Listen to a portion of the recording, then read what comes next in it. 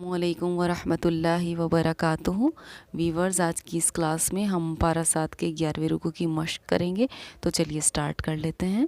اعوذ باللہ من الشیطان الرجیم، بسم اللہ الرحمن الرحیم۔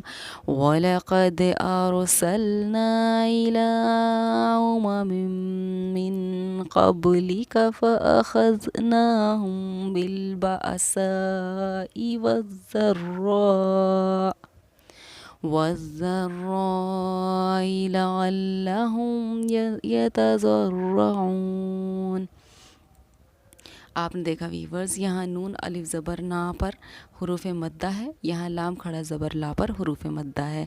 دونوں ہی حروف مدہ کے بعد حمزہ دوسرے کلمے یعنی دوسرے الفاظ میں ہے، یعنی کہ حروف مدہ اس الفاظ میں ہے تو حمزہ اس الفاظ میں ہے، یہاں حروف مدہ الا میں ہے تو حمزہ امم میں ہے، اسی لیے ہم دونوں ہی ایک ہی ٹائپ کے ہمارے حروف مدہ ہیں، دونوں کو 2.5 الف کی مقدار کے برابر ہم کھینچ کر پڑھیں گے۔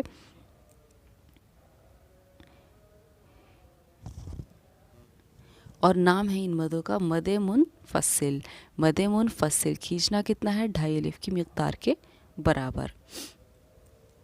فَلَوْلَا إِذْ جَاءَهُم بَأْسُنَا تَضَرَّعُوا وَلَكِنْ قَسَتْ قُلُوبُهُمْ وَزَيَّنَ لَهُمُ الشَّيْطَانُ۔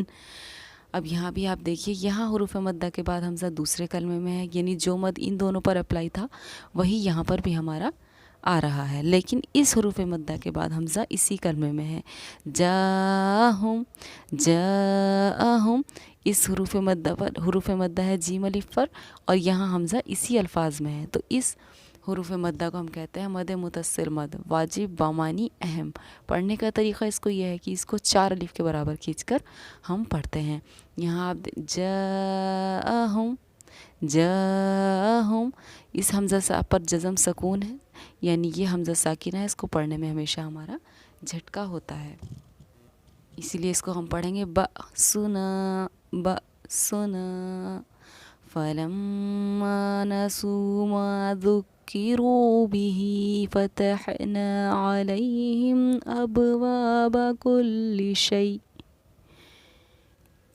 اب دیکھیے با پر ہمارا جزم سکون ہے، تو یہاں پر ہم نے با پر قلقلہ کیا، پڑھا ابواب، ابواب۔ حَتَّى إِذَا فَرِحُوا بِمَا أُوتُوا أَخَذْنَاهُمْ بَغْتَةً فَإِذَا هُمْ مُبْلِسُونَ۔ میم پر کیونکہ تشدید ہے تو غنہ کیا، با پر کیونکہ جزم سکون ہے تو حروف قلقلہ آ گیا، قلقلہ کیا۔ فَقُطِعَ دَابِرُ الْقَوْمِ الَّذِينَ ظَلَمُوا وَالْحَمْدُ لِلَّهِ رَبِّ الْعَالَمِينَ۔ اب ویورز آپ سوچیں گے کہ اس لفظ اللہ پر ہم کیسے ڈیسائیڈ کریں گے کہ اس لفظ اللہ کو پر پڑھنا ہے یا باریک پڑھنا ہے، کیونکہ اس لفظ اللہ کے لام سے پہلے تو پیش ہے لیکن اس پر زیر ہے، تو ویورز پھر ہم اس کے زیر کو جو ہے وہ پریفرنس دیں گے۔ لفظ اللہ میں 20 والے لام سے پہلے اگر زیر ہے تو بھی یہ باریک پڑھا جائے گا، زیر کی کنڈیشن اس پر لگے گی، تو ہم اس کو پڑھیں گے والحمد للہ، والحمد للہ۔ قل أرأيتم إن أخذ الله سمعكم وأبصاركم وختم على قلوبكم من إله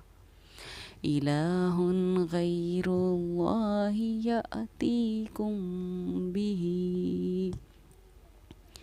میم ساکن کے بعد ہمارا با رہا ہے، میم ساکن کے بعد اگر با ہے تو یہاں پر ہمارا اخفاء شفوی کا قاعدہ جاری ہوتا ہے، اور یہاں پر ہم اخفاء کریں گے، جیسے کہ میں پہلے بھی بتا چکی ہوں کہ میم ساکن کے 3 قاعدے ہیں، ایک جب میم ساکن کے بعد میم آئے، ایک جب میم ساکن کے بعد با آئے، اور ایک جب میم ساکن کے بعد کوئی اور حروف آئے۔ تو یہ میم ساکن کے بعد کیونکہ با رہا ہے تو یہاں پر ہمارا اخفاء بھی ہوگا اور غنہ بھی ہوگا۔ انظر كيف نصرف الآيات ثم هم يصدفون قل أرأيتكم إن أتاكم عذاب الله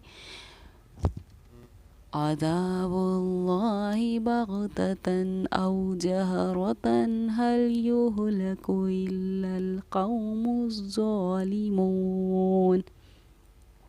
اور ویورز یہاں تنوین کے بعد حروف حلقے میں سے کیونکہ حمزہ آ رہا ہے تو ہم بغتتاً تن کے نون کو سمپل ظاہر کریں گے اور آگے بڑھیں گے.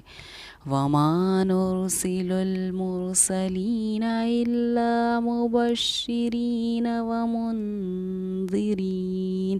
یہاں نون پر ہم نے اخفا کیا. فَمَنْ آمَنَ وَأَصْلَحَ فَلَا خَوْفٌ عَلَيْهِمْ وَلَا هُمْ يَحْزَنُونَ. وَالَّذِينَ كَذَّبُوا بِآيَاتِنَا يَمَسُّهُمُ الْعَذَابُ بِمَا كَانُوا يَفْسُقُونَ. قُل لَّا أَقُولُ لَكُمْ عِندِي خَزَائِنُ اللَّهِ وَلَا أَعْلَمُ الْغَيْبَ وَلَا أقول لكم إني ملك إن أتبع إلا ما يوحى إلي. یہ مد